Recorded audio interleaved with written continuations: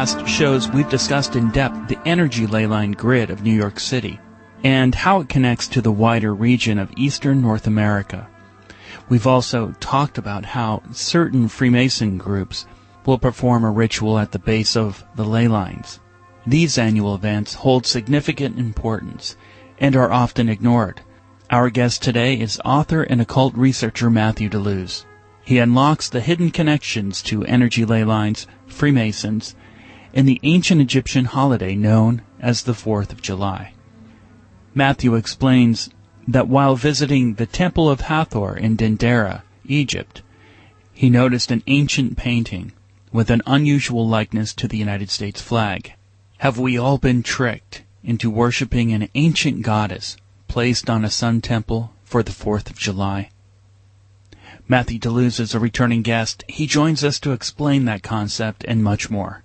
Matthew's work can be found at MatthewDelooze.com.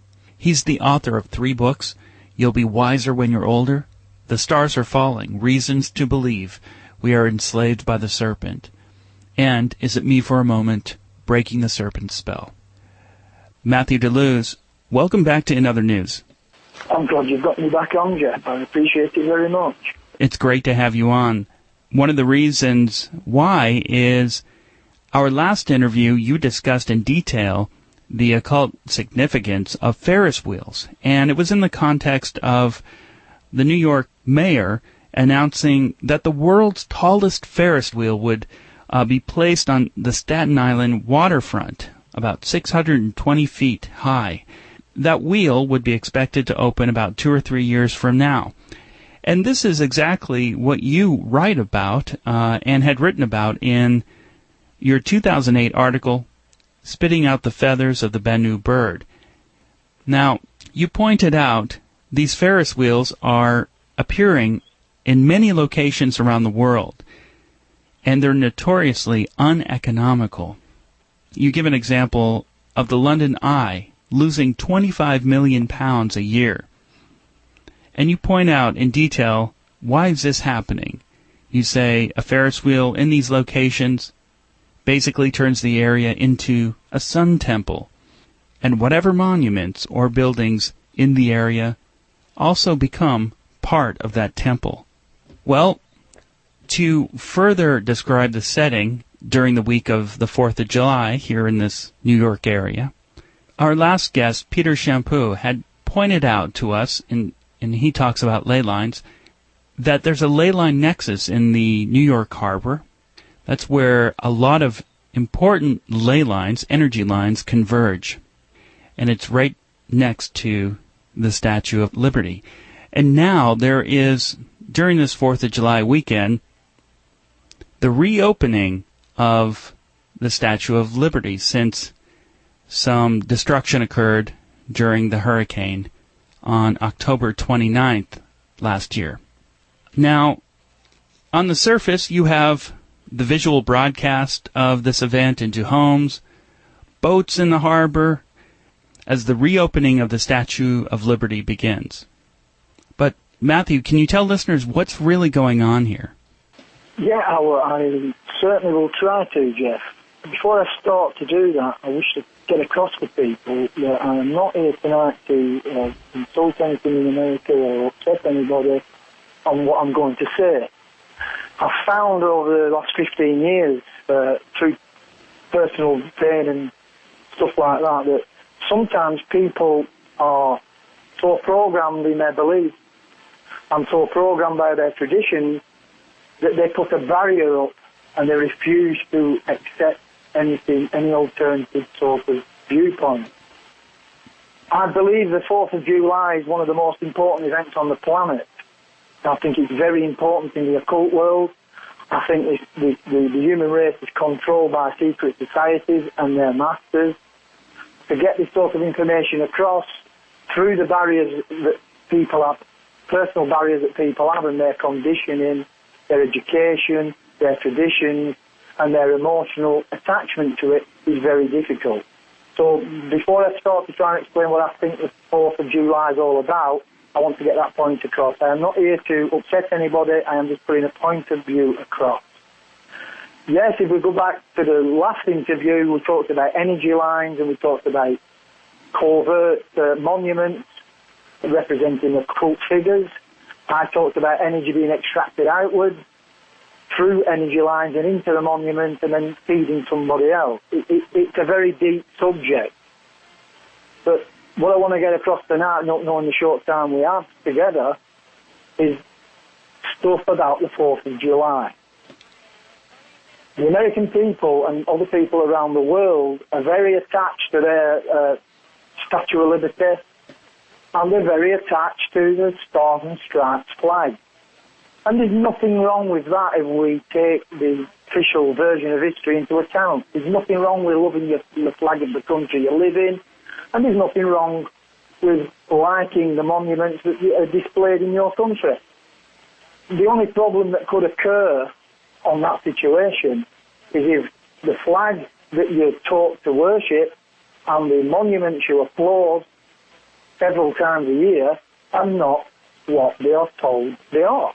Everything's hunky-dory if everybody tells the truth about history. My findings are that history is a load of lies. So getting a point across about the 4th of July is going to be very difficult. I believe the 4th of July is an occult ceremony.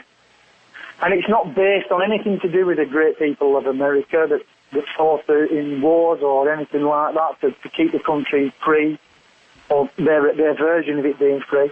It's nothing to do with that.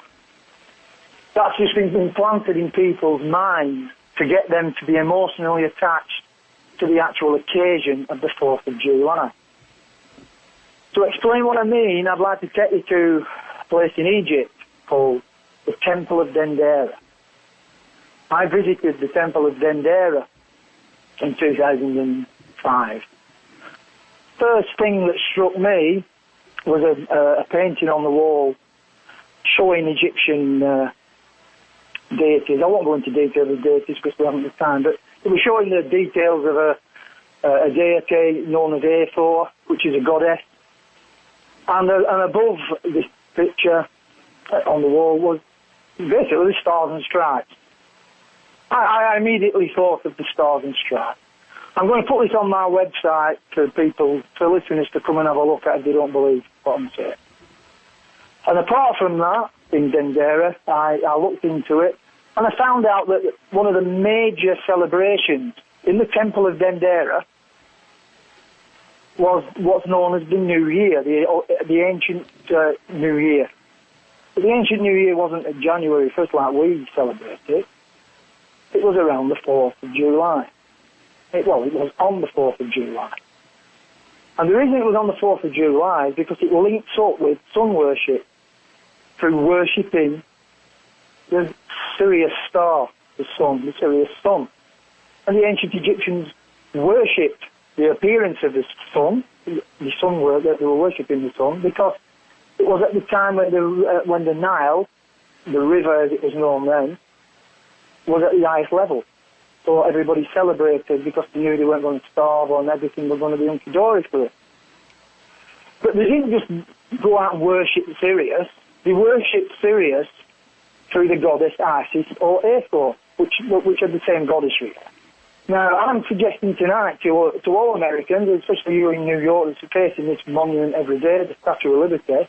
The Statue of Liberty actually is a goddess representation.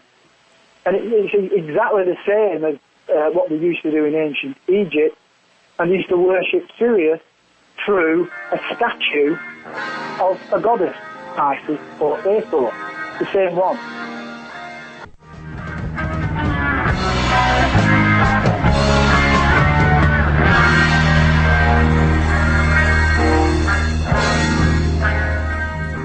If you're just joining us, we're speaking with Matthew Delooze.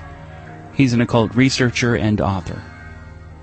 I believe that the American people have been duped on a massive scale to carry out the same sort of worship through a goddess statue as they did in the Temple of Dendera. Because in the Temple of Dendera, they actually wheeled a statue out of a goddess on the 4th of July, or roughly speaking, And they literally worship the sun by worshipping the statue of Isis Hathor.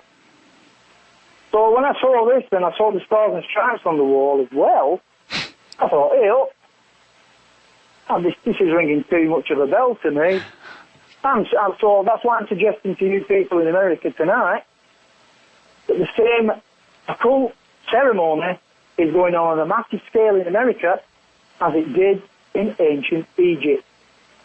It's the same occult ceremony. The Statue of Liberty is basically a goddess that stood on top of the temple, because that's what the base of the Statue of Liberty is, as we went through the last time Geoff had me on. Mm-hmm. It's basically a temple. And basically, everybody's worshipping and focusing their energy on that statue on the 4th of July, exactly the same as they did in ancient Egypt. And all the statue is a middleman to worship the sun, in this case, the earth. Which talks about energy, human energy.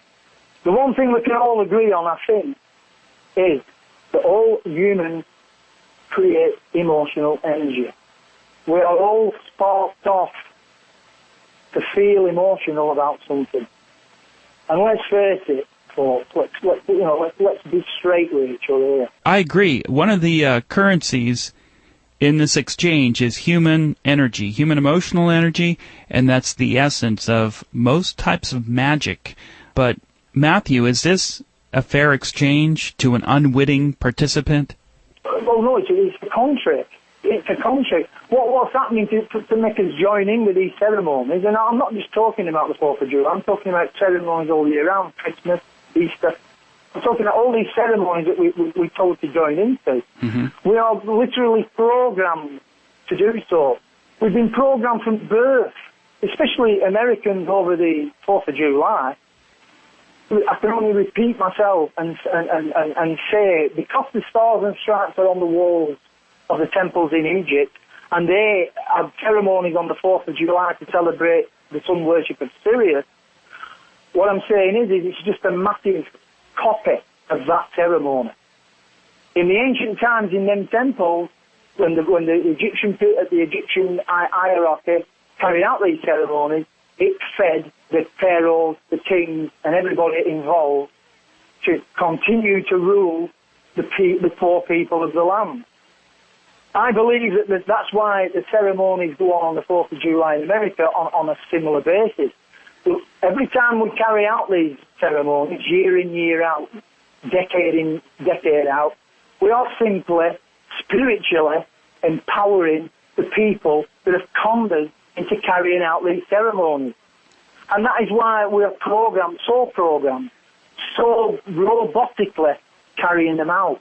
Because it is vital to these people that we carry out these ceremonies for them to continue to control us and keep us in prison in chains. Not only that, on a higher, deeper level, when we do carry out these ceremonies, we are feeding the masters of the secret societies.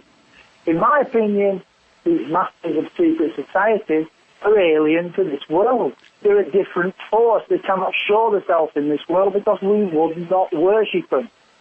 They have to con us into worshipping them because we would not worship them if we knew their true identity. So they use their middlemen, they use their Obamas, they use the Queens of England, they use all the royalty and elite simply to rule us. So all these ceremonies we carry out, we're actually feeding, I believe, that the 4th of July celebrations, the national 4th of July celebrations in the United States of America, are really, really just a copy of ancient celebrations and occult practices carried out in ancient Egypt. As I will reiterate that Dendera used to place a statue on the roof of the temple, and they used to worship Sirius, the sun, through the statue on the roof of the temple. It is an exact replica going on in New York every 4th of July. It cannot be a coincidence. You cannot have a statue of Isis placed on the Temple of Dendera on the 4th of July in ancient times and have a mass collective consciousness concentrating on a statue that stood on top of a temple in New York thousands of years later. It is planned. It is not a coincidence. It is definitely planned by the secret societies that control our lives on a daily basis. And I believe these secret societies that control our lives on a daily basis are serving forces that we are not knowledgeable about. We cannot see them, we cannot contact them, we cannot argue with them, we cannot say what you're doing to our planet. It's all forced on us through education, through programming, through making us feel emotionally tied to something we have no clue about, by making up stories about why they're there, e.g. the Stars and Stripes and the Statue of Liberty. And it goes on and on and on and on. I'd like to point out also, it's not just New York that celebrates the 4th of July. Mm-hmm. This scam is not just going on in New York City through the Statue of Liberty, although the entire country is connected to the Statue of Liberty. It is the central point. It is the statue on top of the temple. Mm-hmm. But in other towns and cities around America and around the world, really, it's not just America celebrate the 4th of July. People, please watch your TVs on 4th of July, or record what's happening in Chicago, record what's happening in Philadelphia, record what's happening all over the country in the major cities, and notice where the celebrations are concentrated. But I've researched these things so much. I'll guarantee that there'll be parties at the Washington Monument, there'll be parties at the Philadelphia Museum of Art, and the museum in Chicago where Obama was celebrating his victory. There will be massive 4th of July parties there. There'll be fireworks, there'll be celebrities. It'll be Macy's all over the entire country. And that's because these secret societies and their masters want the entire country to join in what is an ancient ritual to bring in Sirius, the sun. It's a sun worship ritual. The American people have been duped beyond belief over this situation. They've been attached to the Stars and Stripes, which is from the Temple of Dendera. It is nothing to do with the United States. It's a contract. You've been told to worship a flag that belongs in an Egyptian sun temple. Please believe me on that. You've also been told to worship a statue that's nothing to do with the people of America that struggle, that's gone through the depressions and starved. It's nothing to do with that. It's to do with worshipping a middle goddess for alien forces. And it's just a massive country. As I said, don't take my word for it. Watch your TV screens. Remove your blinkers, remove your programming about the 4th of July, forget about all the history about the flag and the Statue of Liberty. Just open your eyes and watch what the people are being forced to do. Although willingly, and because they've been told to party and they can enjoy themselves. But I can assure you as well that this force that programmed us to party when they want us to party do not really want you to party. They only want you to party when it serves them, when they are serving their masters, when they want you to get on your knees and celebrate and worship the sun. Because that is what you're doing on the 4th of July. That is my opinion anyway.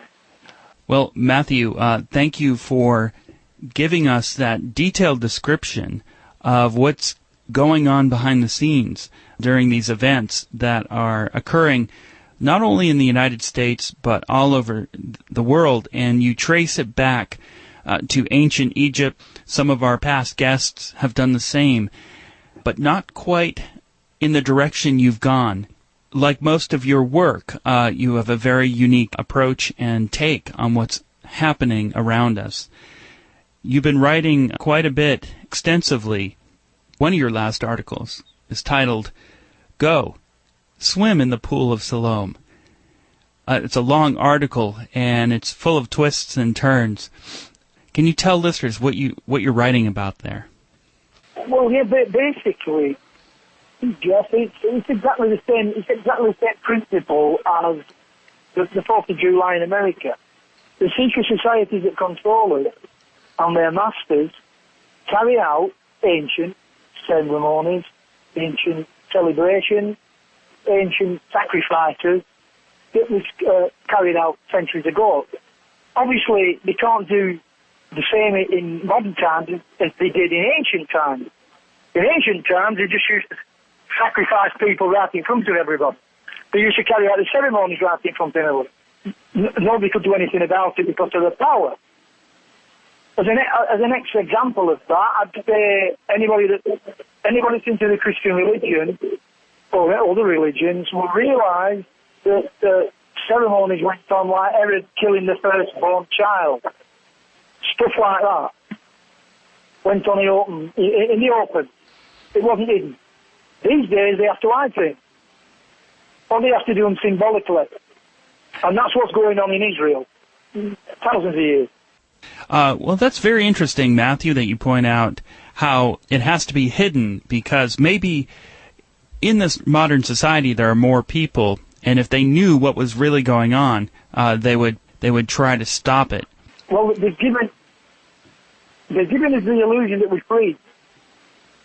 But we're not free. We're more in prison now than we've ever been. It's just that we are globally deluded that we have freedom and we have rights. It's becoming perfectly clear in this day and age that we have no freedom, we have no right. If you've got freedom and right, please show me how. Because I'm sat in a so-called free country at the moment, and I assure you I have no freedom whatsoever. To go into, I know we haven't got much time here. I'd like to just briefly mention my article. Basically what I'm saying in that article is the Holocaust, and Holocaust means sacrifice by fire, nothing else, is that massive sacrifice was hidden in Second World War. It's now being reenacted in Jerusalem through a temple, well, through a museum known as Yad Vashem. Every day, those sacrifices are reenacted in what I'd say was a temple. And the emotions of the people that visited this place are reacting as though that sacrifice is taking place today. It's another case of a replica ceremony. In this case, it's a replica sacrifice. And those sacrifices are needed in present-day form to satisfy the secret societies, ceremonies and occult practices today. And that's all that's going on there. So similar to the 4th of July celebration, repeating a ceremony from ancient Egypt, the actual events in Yad Vashem in Jerusalem today are recreating the Holocaust, a sacrifice by fire of millions of people. I'll repeat that. I believe that modern-day reenactments of sacrificial events, namely the Holocaust in the Second World War, are being reenacted in a modern-day temple, posing as a museum, because most museums today are posing as ancient temples. It's basically a reenactment of what went on in World War II. To be blunt and cruel as it may sound, Hitler was working for the secret societies in the Second World War. And part of that agenda, hidden within the Second World War, was to carry out occult sacrifices. That's all the Holocaust could ever be. It could only ever be an occult sacrifice. It cannot be anything else. And the reason it was done in the 1930s and 40s was because the secret societies and their masters always plan things in advance. They've got access to knowledge and understanding that we haven't got, and they know what to do in the future. They know what needs to be done in the future. So, obviously, to people out there, me suggesting that the Holocaust in the 1930s and 40s was really meant to have an effect in 2016 onwards sounds absolutely ridiculous. But let's face it, they could not get away with doing what they did in the 1930s and 40s at this present time. And this is the time that the sacrifices need to be made.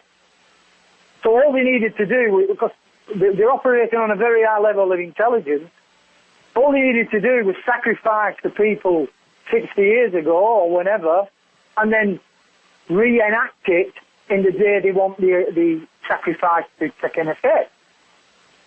You walk through any Holocaust museum, especially the massive one in Jerusalem called Yad Vashem, and you are literally reenacting the Holocaust. The emotional energy in these places is fantastic. And I'd like to point out, what is the mostly played information in the last 40, 50 years on the TVs and the pictures? It's all about Hitler and the war. It's always implanted in people's heads every single week of the year. It's on the TV non-stop. You can go on History Channel, you can go on any channel you want, and Hitler and the Holocaust is repeated and repeated and repeated and repeated. That's simply because it's got to stay in the collective consciousness. It's never left our consciousness. We're always aware the Nazis sacrificed the Jews and burnt them. And all that is because basically what we have in Jerusalem now at Yad Vashem, it's not, they're not actually sacrificing them now, but they like playing a repeat. And so therefore the emotions involved are genuine. It's just like the sacrifices are happening now, because they continually put in our minds. And I know it sounds cruel, but that's what's going on. And that's what's going on in Jerusalem. They're just recreating the sacrifices. And the emotions of the world are always connected to it. I hope you can understand what I'm saying on that. It's very difficult to get across in just a few minutes. What solutions would you suggest to protect yourself, maybe psychically, from this type of energy extraction? Well, at this stage of the world, as I see it, the main thing you can do is to simply start to look at things in a different light. Once you get stuff in and you get a little inclination of what's actually going on, and you start to believe your own intuitions, then the world seems to open up and disappear. There's no threat here. I have no fears in this world whatsoever. None. I don't fear anything. And that's simply because I've learned to trust my intuition. I've learned to look at things without following the programming that I've been educated with as a child. I'm completely rid of any program. And I look at things and I listen to things as they are presented and as I see them. And even though I feel under attack a lot psychically, I brush it off. It doesn't bother me whatsoever. 15 years ago, I was a man that was scared of everything. I was scared of my children being blown up in a nuclear war. I was living in fear day by day. Today, I look forward to death. It means nothing to me because I know we're all immortal. But this world needs a lot of energy putting into it to change the path it's on. And the only way we can do that, in my opinion, is through truth and believing your own intuition in your own heart. That's the best way I can sum it up, Geoff, tonight. We often talk about that specific thing here on the show, and we've had a number of guests on to discuss ways to tune in a little more to paying attention to that voice, that intuitive voice. Yeah, just think, as far as the 42 life concerned, just look what's actually going on. Look what the people are doing. Look what we stood around. Look what we're celebrating around. It's on a par with the ancient times where they were dancing around golden idols. There's nothing changed whatsoever. The same deceptive forces in this world are completely deceiving the human race. Because the human race sees enjoyment and excitement, they're failing to see what's actually going on because of their own enjoyment. The enjoyment is fake. It's literally enslaving them. It leads to misery. It doesn't lead to enjoyment. It's a 5-minute party on the 42 line. That's all it is. it's a fake reality. And to see through it, if you're with a group of people who just think this is nuts, this is crazy, don't talk about this because it doesn't make sense. I'm trying to explain to you, Geoff, you've got to lose the programming. It's very, very difficult. Now, it's the programming and the tradition. Matthew, tell us about your ebook that you're offering to the listeners, please. Yeah, anybody that wants to come along to One Ball Media and look at the information I have on the 4th of July, you're quite welcome to email me and I'll send them a free copy of the Stars Are Falling ebook. There is a little bit in there about the Temple of Dendera and everything. It is. Please come and have a look at the articles I've written. Where can listeners do that, Matthew? oneballmedia.com. Or they can put MatthewDelooze.com in and that'll bring the same website up. Matthew Delooze, thank you so much again for being back on the show and detailing what's really going on in our midst. It's not easy to grasp for various reasons, but I really appreciate you having the courage and determination to continue to get this important information out. You're always welcome, Geoff. You know that anytime you want me on. I know it's difficult to get stuff across in short space of time. But you mentioned the website. The website's full of information. All people can spend all the time they want on there and try and pick stuff up. I hope they do. I'll put something on about the 4th of July. There'll be something on the website now for it. They can come and have a look at that too. That's going to do it, listeners, for In Other News. See you next Monday, 10 p.m.